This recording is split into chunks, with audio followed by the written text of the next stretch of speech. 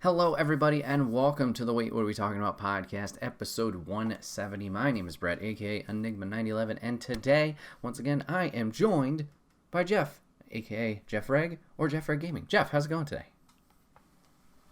It's Sunday, you know. Yeah, you know. But yeah, not too bad. Not too Good. bad. Good. Appreciate you hopping on, especially kind of last minute for this to the podcast. I appreciate No it. worries. I mean, no, you asked me a couple days ago, like Thursday or something, and I was like, yeah, probably. I just got to check, and then I just forgot. Life happens. Until like yesterday, and I was like, oh, hey, I got to do this thing, and Jeff Wife was like, oh, that's sweet. Well, I appreciate it regardless. Remember, guys. And like a half hour before we started, she's like, what are you doing tonight? And I'm like, what? Remember, guys, you can catch the podcast live over on twitch.tv/enigma911.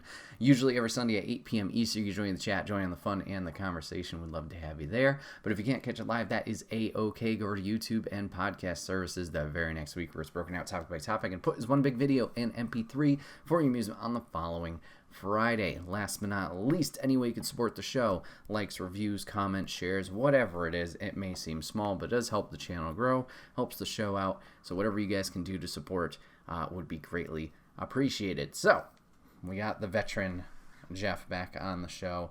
Two topics today. I don't know. What number is this? If you're not in double digits, you're like approaching. You might be like 8 or something. I don't know. You're getting up there. But we're going to be talking two main topics today. We'll see. We, tend to ramble and talk a lot, so maybe there'll be a third. But our first topic today, we kind of wanted to break down our experiences with the little game. We've kind of played almost through twice now. We've been playing on stream for a while. Want to talk about Grounded. So yeah. Say first time, based on what we've done this time, like we did not get nearly as far as we thought we were, I would think. Yeah. Like based on like all the stuff we've done and figuring out things. Like we're definitely we've figured out more things, we've discovered more things way further more into the world and the game than we ever got with the beta. Yeah. So if you guys don't know what Grounded is, it is essentially kind of like a Honey, I Shrunk the Kids situation. Your kids shrunk down to the size of bugs, dealing with insects and trying to figure out what's going on. Did you? Because I remember asking you when we originally played it if you'd ever seen it, and you said no. Have you seen it? Not yet. No, it's still on the list. Watch Honey, I Shrunk the Kids. One day. All right, moving on. So yeah, it's a survival, I guess you could say horror if you're scared of insects type game. But it's resource gathering and management, and it's going after different bases and obstacles to kind of figure out why you guys are shrunk down, figure out the backstory, and then hope to get back to your regular size and go from there. It's kind of like your Rust, your Daisy, that kind of thing. Yeah, a lot of definitely similarities between games. So it definitely has that. There is a narrative, but it's more focused on that open world survival building-esque type thing. Most of the storyline seems to evolve around Wendell's like failing marriage. Yeah. Like the actual plot. For sure. So yeah, I mentioned we kind of played through it twice. We played the early access build on Game Pass that they had available through Xbox, and then as of this past September, as of recording, they released their full release. So we kind of started fresh and went back through that. So yeah, Jeff, just in general, what are your overall thoughts of Grounded, whether it was, in comparison the early access to the full release, or just as a whole, what has been your experience with the game? It's been a lot of fun. I mean, those kind of games those were like the popular multiplayer team games before like PUBG and like the Battlegrounds Battle Royale kind of thing stepped onto the scene. It was a lot of like Rust, Daisy, too many others to think about, where it's like, okay, like you're just dropped in, you have to gather resources, build a base. There's other players in there sometimes, or it's just, PvE. It's a really unique setting, and it's a little bit more cartoony than a lot of the other ones, which is nice, because a lot of them like took themselves like really seriously, which could be fun, but also my earpiece fell out. also like it's more fun with it being so much more colorful and a little bit more like there's a lot of comedy in the game actually. For sure. And I feel like they've added more with the full release. They also changed some stuff with the full release that I really like. How the world can now be shared. Yeah. Like before, it was like fully on your system, and I couldn't do anything. And now, like, say you died in a tunnel, and I want to get your stuff back, and also just kill some bugs. I can do that after you end for the night. Look, like I said, a lot of good comedy, and they really fleshed out like because we didn't get any of the cutscenes or anything originally. It was fairly like in the early release they focused on the building and the combat and the world, not so much on the like exploration. There's definitely more landmarks, more storyline cutscenes. Burgle has way more to say. It's been a lot of like minor quality of life improvements to the world, not just like the game map, but like the world the story exists in. Sure. Yeah, I definitely agree. I feel like that's the biggest area of change. Like, it didn't feel like much changed gameplay wise. It felt like we were running through the same stuff, not in a bad way, but just like, oh yeah, this is exactly how we handled it in the early access, even if we did get kind of slapped a little bit harder.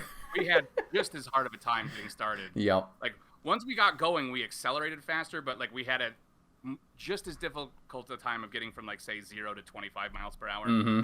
Yeah, that first base, we were chugging along like, oh my goodness.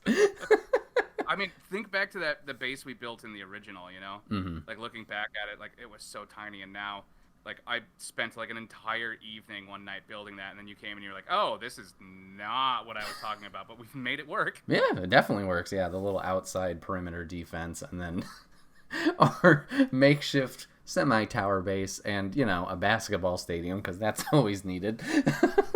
Recreation. Hey, I mean, I built like all the building stuff, the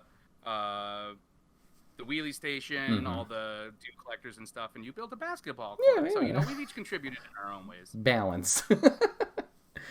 But yeah, for sure, the story aspects have been definitely where the differences have been seen. I know, or I also have noticed a little bit of building stuff they did improve, or kind of make a little bit more user friendly. Extra stuff that you can unlock. Yeah.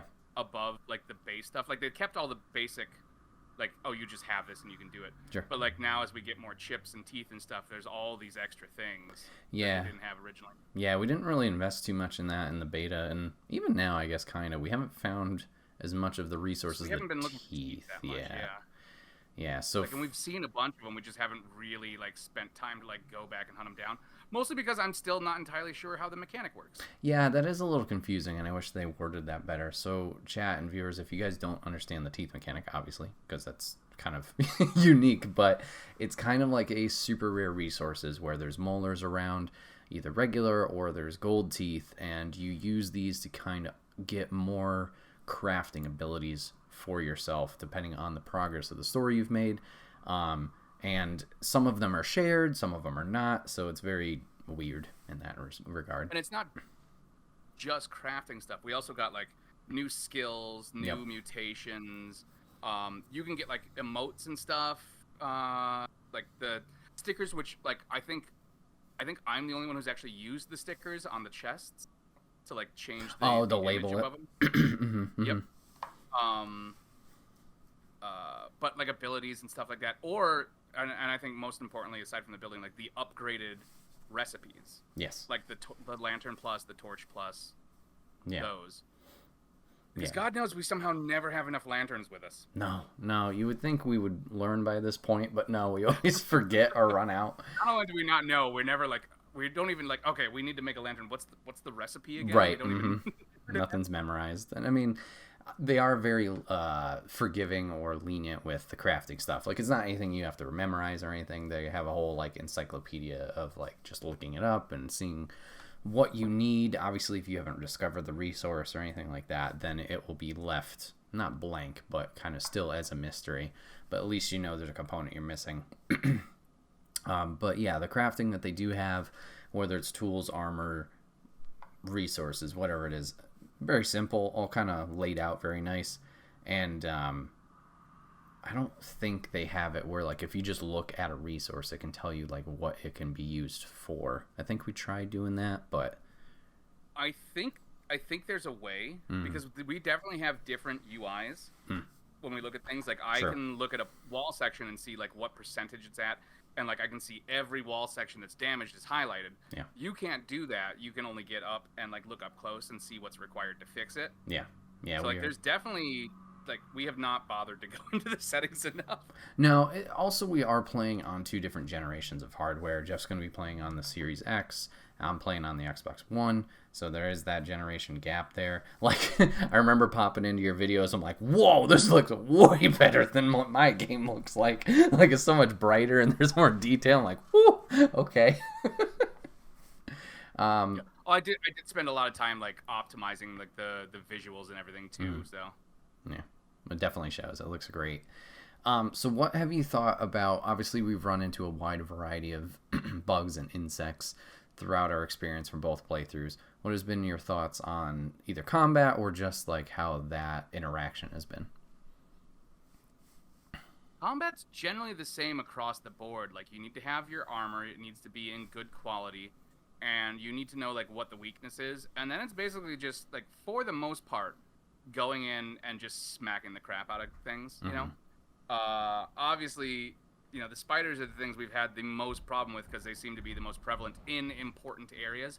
And I would actually say, like, I would say I was the most worried about the diving bell spiders because it's the last place I expected to see a spider was in underwater. Right. But they are the ones I've definitely killed the most of as well, I think. So, again, it's like, you know, figuring out, like, okay, well, what is it weak against? What type of attack? And then just going in. And I've always got my shield, and you still don't bother with a shield. You just, you know, go in and smash. And I think you more try and, like, maneuver yourself and pay more attention to your surroundings, where I'm just like... But then you have things like the mosquito, which we did kill a couple mosquitoes in the early release version, and we have only managed to kill one so far. I still don't have my mosquito needle sword, which sucks because that makes combat so much easier because it gives you health. Yeah, the leech ability. Yep. But we've definitely, like, cataloged and collected a larger variety of enemies, and some of the things I feel like they definitely adjusted some of the difficulty on certain enemies, because, like, we never beat that boss, mutated ladybug in the haze lab, and you fucking bodied it. I don't remember. I remember the fight. We might have beat it, but it definitely took... We kept hiding out in the hallway because the door didn't shut, and we just tried and fire arrows. Okay. But it would keep spawning larvae. This one only spawned like 2 larvae and a limited amount of... I don't remember if it kept spawning mites or if it spawned a limited amount. And I wasn't there for like 60% of the fight too. So that's the other thing. Yeah, that was that was interesting. Your name go back and forth. Yeah, I would definitely agree. Some adjustments they did make, or they did make some adjustments with the bugs, because yeah, it seems a little bit more difficult in places. Like you mentioned, in places. Yeah, the mosquitoes specifically. Spiders are definitely harder all around. But like other things don't seem to necessarily chase you as far, or they don't get aggroed quite as quickly. The spiders and the mosquitoes are definitely tougher, just overall. Yeah. But like, I mean, ants, like we more or less, as long as we're prepared, like we can take on a whole freaking... We probably could do like one of those wave things on our own at this point. Yeah, I don't know. We haven't done that yet either, so... Yeah, no, for some reason the ants always have a problem with me, and I'm like, what did I do? Well, you do like just killing everything you see. Well, I need resources. There's like some kind of point system in the game, and you're going for high score. So yeah, a couple of adjustments with the bugs. You mentioned mutations earlier, so the mutations can either be unlocked with the milk molars and stuff like that, or they're pretty much kind of unlocked through just natural gameplay progression, whether it's defeating a certain enemy type or doing something over and over again, swimming, running, etc. How have you? Grass. That was surprising to me. Which one? Oh, I'm better at chopping grass now. Oh yeah. So yeah, we've discovered a few of them. Definitely not all of them, but how do you feel that's added to the gameplay mechanic or progression as we've gone through? It definitely helps in certain situations, but there's also certain things that like I still don't understand quite how they work, because there's a series of mutations that we generally have at least one of them on, and it's either like speed based, like it either increases your stamina or it gives you like the quickness, Sure. but it doesn't actually say what it does. And like, okay, well, stamina, like I can run for longer, but like, what does the quickness do? Does it make me run longer? Like, so I just kind of mix and match depending on what I feel like we're going to need and hoping it works out. Sure. I think the biggest variation we had was when we were dealing with the pond, because we switched over entirely from like stamina and like running based, so we could run away, to like oxygen and like movement speed. Mm-hmm. Yeah, but it's nice because it gives you an extra level of like, okay, well, I'm having problems with this one area, like let's take a look and see if I actually have anything, because there's times I've unlocked mutations and like completely forgotten about it immediately, Mm-hmm. and then gone back and be like, oh, this would be super helpful. For sure. Good catch. Yeah, they've been a good addition, and I'm curious to see what other ones they do have, and I wonder if they have like a progress bar to unlock, like tell you when you unlock certain ones or different stages of ones that you already have. I'm not sure. If you have unlocked them, you can see how much there is to go to get the next level. Oh, okay. Because you can upgrade them. Gotcha. But if you haven't unlocked them at all, you have no idea what you have to do to unlock it. That being said, I found there is, and thanks to Reggie's help as well, I found there's a pretty extensive wiki for the game now, as opposed to when we originally played it. Sure. Well, good for them. Good for players to really crack down on stuff. Sometimes, communities just go nuts and kind of create their own encyclopedia and resources Everything gets for a it. wiki nowadays. It's true. It's true. And then, what have you thought of this story that we've seen as we've kind of continued through the full releases playthrough? I am still really confused because like there was no story in the original one, no plot, like to the point where like we actually had an opening cutscene. Right.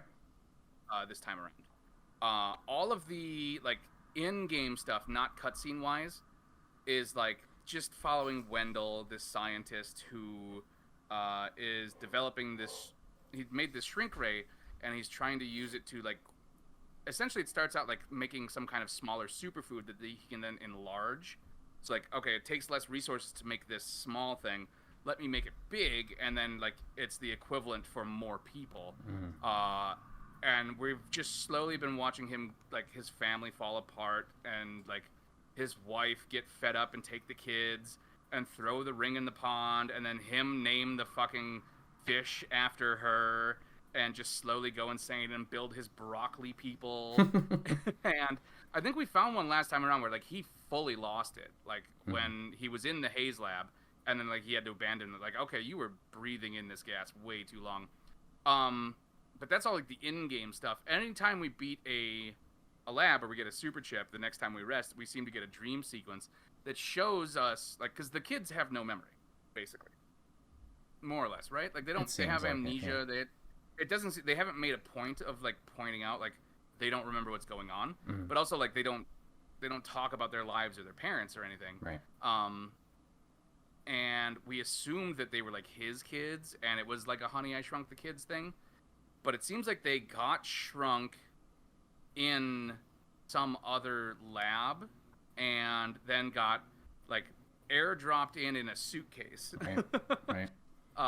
Which we were always super confused about. I was like, okay, well, if they're his kids, why did he put them in a suitcase and then throw it in his backyard? So there's definitely something going on. There's like corporate espionage. We know it's the 80s now, so there's like concerns about like communists and things. I'm actually really intrigued to see where it goes, because we got introduced to like a big bad evil scientist last time around, I think. Yeah, at least in one of the cutscenes when they're like in that little, the kids are in that container and we have those like big, doofy rubber hand things on, and like there's a scientist who's like, fucking kill him, get rid of these kids, and then it's like that's the first time we've mentioned. Or I don't remember his name, but we've read about him in some logs and stuff we found because we know that Wendell used to work for this company, and then like he got his project and his research taken away and got fired, and like everything he's been doing here has like he's been doing it at home on his own to like show them up, basically. Gotcha. Like, I'll teach you to steal my research. Damn you, corporate America. Yeah, it's been interesting seeing what they're going for. I mean, it's kind of a testament to these games where, maybe not testament's not the right word, but like a factor of these games where sometimes the story elements feel so few and far between that sometimes it's hard to make that connective tissue or kind of keep that thread going of what's going on. Because I remember reading stuff, and then obviously the scenes we've seen, but sometimes I'm just like, I don't know what's going on. We're just small, and we're trying not to be small. Really, like, they don't want the story to get in the way of the game, so they treat, like, even the cutscenes, they treat it like flavor text. Like, you can go talk to Burgle every time you have a dream and get more information from him, but, like, it's not important to anything that you're actually doing. You know, you still have to, like, oh, we know that if we stay shrunk too long, our brains are going to degrade, so we have to get big again. Like, presumably, you know, part of the reason we don't have any memory is because of that degradation. If we can get big again, everything comes back. And, like, you know, how many days have we been in this guy's backyard and he has not, like, walked outside once? You know, there's going to be something at the end that's like, okay, for the people who were paying attention to the story, like, here's your payoff. Right, you know? Yeah, which I am looking forward to, of seeing, like, what is the conclusion of this game. Like, because most survival games, you know, you finish it and then obviously you keep going from there. Like, are we going to be able to get big? And if so, like, is it going to be a point of no return? Like, oh, if you go past this, like, there's, you know, you just pick up at that checkpoint if you decide to keep playing or whatever it is. And yeah, there's got to be some kind of sandbox mode. Yeah. And then I wonder if we're going to run into Wendell at all. Like, is he going to be a boss, or is he going to be Wendell something? Is the Orb Weaver Queen. Oh, he got transferred into that? He is the Brood Mother. Interesting. It's going to be like a drow. It's just a spider body, and then his torso coming up out of the thorax. Just there you go. I don't know. Is there anything else that you wanted to talk about Grounded or can think of? It's fun. I mean, and it's one of those things, like, because I got into this I don't know if it was the last year or the last 2 years, but I got really into these kind of survival games where you have to, like, gather resources and manage your food and stuff like that. And it started with, I think, The Forest, and then, like, really, really hit hard with The Long Dark, and I'm still waiting on them to release episode 5. They keep releasing these expansions to their, like, free play mode. It's like, no, give me the story. There's one episode left. Do it. And then Green Hell, and I think some other things. And this one is definitely scratching that itch right now. But, like, I've just really been into them, and it's a fun. It's different from a lot of other games right now. And this is going to tie into what we're going to talk about with the next topic, because a lot of games, it's like, okay, it's 60 hours. There's a huge ass storyline.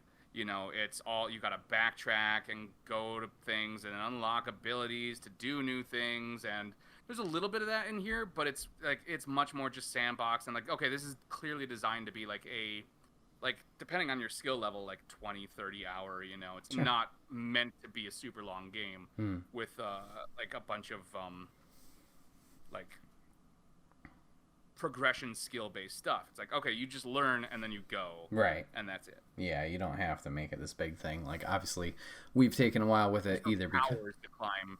right, because we've been getting, you know, hit hard because we're unprepared, or we take a stream or whatever to build a basketball court. But yeah, it could definitely be something a little bit more streamlined if you know what you're doing and you have that attack plan. I'd be curious, because obviously we've been playing it multiplayer the whole time.